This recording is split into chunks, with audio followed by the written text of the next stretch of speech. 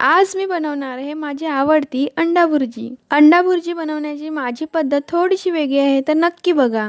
तर आज मम्मीने भावाला डब्यासाठी अंड्यांची भाजी करून दिली होती. त्यातलीच 2 अंडी मम्मीने माझ्यासाठी ठेवून दिली होती, कारण मला बनवायची होती नाश्त्याला भुर्जी पाव. पण आज काय पाववाला आलाच नाही. पण पाव नसले म्हणून काय झालं, मी भुर्जी बनवायचा प्लॅन अजिबात कॅन्सल करणार नव्हते. मग काय दुकानात जाऊन ब्रेड घेऊन आली आणि भुर्जी बनवायला सुरुवात केली. सर्वात आधी फ्राय पॅन मध्ये तेल तापवून घेतलं. मग कांदा जास्त लालसर न करता त्यात मिरची आणि टोमॅटो टाकले. टोमॅटो लवकर शिजण्यासाठी मीठ ऍड केलं. कांदा आणि टोमॅटो थोडासा शिजल्यावरती मी मसाले ऍड केले. पावभाजी मसाल्याने टेस्ट तर खूपच भारी लागते. मग त्यात 2 अंडी फोडून टाकली. कोथिंबीर ऍड करून ते छान मिक्स करून घेतले. भुर्जी छान शिजल्यावरती मम्मीने माझ्यासाठी 2 अंडी ठेवली होती, ती पण मी ऍड केली ह्यामध्ये, कारण मला अशा पद्धतीची भुर्जी खूप जास्त आवडते. मग तयार झालेली भुर्जी एका भांड्यात